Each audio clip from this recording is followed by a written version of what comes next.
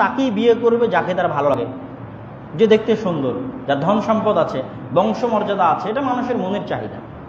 কিন্তু আসলে বিবাহ করার ক্ষেত্রে যদি শুধু আপনি আপনার আবেগ দেখেন, আপনি আদর্শ পরিবার গঠন করতে পারবেন না। আপনার আবেগ বলতে যে আমি ওই মেয়েকে ভালোবাসি, তাকে আমার বিয়ে করতেই হবে, এটা হচ্ছে আপনি স্বার্থপর হিসেবে চিন্তা ভাবনা করতেছেন। স্বার্থপর মানে শুধু আপনার জায়গাটা দেখতেছেন যে আপনার একজন সুন্দরী বউ দরকার, এই জন্য আপনি তাকে বিয়ে করবেন। কিন্তু এই স্বার্থ থেকে ঊর্ধ্বে উঠে আপনাকে দেখতে হবে যে সে আপনার সন্তানের মা হওয়ার যোগ্য কিনা। এটা তো একটা পরিবারের শুরু।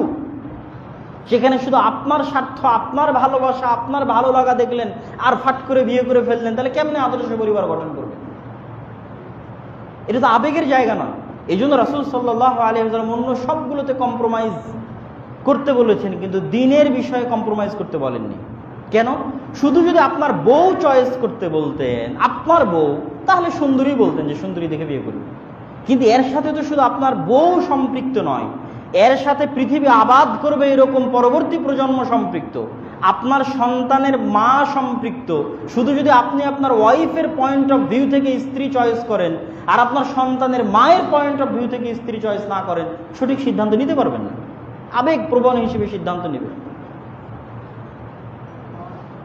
এই জন্য দিনকে প্রাধান্য দিতে হবে। কেন? ও আপনার সন্তানের মা হবে এই জন্য। আর আপনার সন্তানের মা হওয়ার জন্য সর্বনিম্ন আমার দৃষ্টিতে, আগে যেহেতু বলে আসলাম যে বাপ মায়ের দোয়া অনেক শক্তিশালী, অনেক পাওয়ারফুল। মানুষের সফলতার পিছনে তার বাপ মায়ের দোয়া, অতীত চলে যাওয়া পূর্বপুরুষের দোয়া অনেক কাজে দেয়।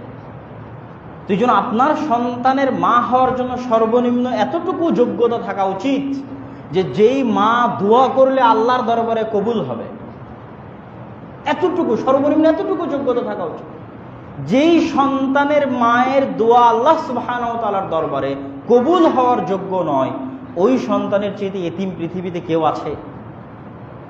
আপনি কোথায় বিপদে পড়ে আছেন, ভাগাড়ে পড়ে মারা যাবেন, আল্লাহ সুবহানাহু ওয়া তাআলা পরোয়া করবে না। কেন? আল্লাহ সুবহানাহু ওয়া তাআলার কাছে আপনার এই বিপদের কথা পৌঁছানোর মতো, আপনাকে উদ্ধার করতে পারবে এরকম সহযোগিতা চাওয়ার মতো ওই দুটো এতিম বাচ্চার সম্পদ রক্ষা করবে। আল্লাহ সুবহানাহু ওয়া তাআলার কাছে এই চোখের পানি ফেলে বাপ মা দোয়া করে গেছে, আল্লাহ চেষ্টা করছে দুটো এতিম বাচ্চার সম্পদ রক্ষা করবে। এরকম যদি আপনার সন্তানের মা না হয়, যার দোয়া আল্লাহ সুবহানাহু ওয়া তাআলার দরবারে কবুল হতে পারে, তো ওই সন্তান তো এতিম।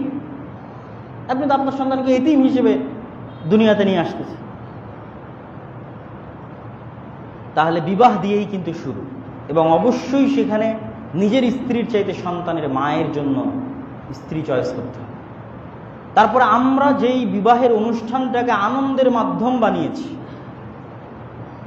আল্লাহ সুবহানাহু ওয়া তাআলা এবং তার রাসূল সেই বিবাহকে ইবাদত বানিয়েছে। আমার এবং আপনার এটাই তো আপনাকে চিন্তা করতে হবে, ভাবতে হবে কেন ইসলাম এইভাবে সিস্টেমটা দিল। আপনি মনে করছেন আজ বিয়ের দিন গান বাজনা করবেন, কমিউনিটি সেন্টারে যাবেন, এই আজকের একটা দিনে যদি আনন্দ উল্লাস মানুষ না করে তো কোন দিনে করবে? কত অজুহাত এর জন্য তৈরি হয়, দিনের বিধানকে লঙ্ঘন করার জন্য হাজারো শত অজুহাত তৈরি করতে পারেন আপনি। কিন্তু আপনি বিবাহ সংক্রান্ত যত আদেশ আল্লাহ এবং আল্লাহ রাসূলের আছে, যত নিয়ম এবং যত সিস্টেম আছে, প্রত্যেকটা পয়েন্টটিকে আপনি দেখেন তো, চিন্তা করেন তো। সারা দুনিয়া মনে করছে আজকে আপনার ম্যারিজ সেরিমনি, বিবাহের দিন মানে আজকে আপনার আনন্দের দিন। আল্লাহ রাসূল কি বলছে? বাসর ঘরে গিয়ে তুমি আগে 2 রাকাত সালাত আদায় করবা। তাহলে দুনিয়ার মানুষ মনে করছে আজকে আনন্দের দিন, আল্লাহ বলছে বাসর ঘরে গিয়ে তুমি 2 রাকাত সালাত আদায় করবে। স্ত্রীর কপালে হাত রেখে দোয়া করবা, আল্লাহুম্মা ইন্নী আসআলুকা খায়রাহা ওয়া খায়রা মা জাবালতা ফিহা ওয়া আউযু বিকা মিন শাররিহা ওয়া শাররি মা জাবালতা ফিহা। হে আল্লাহ, আমি তার মধ্যে যে কল্যাণ আছে সে কল্যাণ চাই, যে অকল্যাণ আছে সে অকল্যাণ থেকে বাঁচতে চাই। তারপরে স্বামী স্ত্রীর যে সাংসারিক জীবন, যেটা দুনিয়ার মানুষ মনে করছে এটা আনন্দের মাধ্যম, আল্লাহ রাসূল আপনাকে শিখিয়ে দিচ্ছে তার আগে তুমি দোয়া পড়বা, বিসমিল্লাহি আল্লাহুম্মা জান্নিবনা শাইতান ওয়া জান্নিবি শাইতান মা রাযাকতানা। হে আল্লাহ, আমাদের এই কাজ থেকে শয়তানকে দূরে রাখুন, এবং এর মাধ্যমে যে রিজিক হিসেবে আপনি যা দিবেন, রিজিক মানে আমি সকালে যেটা খেলাম সেটা রিজিক, দুপুরে যেটা খেলাম সেটা রিজিক, এটা ভুল। রিজিক মানে আজকে আপনি যে সম্মান অর্জন করেছেন ওই সম্মানটাও রিজিক মানে আপনি যে মেয়েকে বিয়ে করে নিয়ে আসছেন ওই মেয়েটা রিজিক মানে আপনার যে কয়টা সন্তান জন্ম হয়েছে ও রিজিক মানে আপনি যতটুকু জ্ঞান অর্জন করেছেন ওটা রিজিক মানে আজকে আপনি দেশের প্রধানমন্ত্রী, এটা রিজিক। আপনি চেয়ারম্যান, এমপি, মেম্বার, এটা রিজিক। হে আল্লাহ, আজকের এই কাজের মাধ্যমে যে আপনি সন্তান দিবেন তাকে শয়তান থেকে দূরে রাখুন। তাহলে দুনিয়ার মানুষের কাছে এটা আনন্দের মাধ্যম, আল্লাহর কাছে এটা পৃথিবীতে সৎ প্রজন্ম নিয়ে আসার লম্বা প্রসেসের একটা অংশ। তাহলে এইটাকে আপনি ইসলামের দৃষ্টিভঙ্গি থেকে গভীরভাবে চিন্তা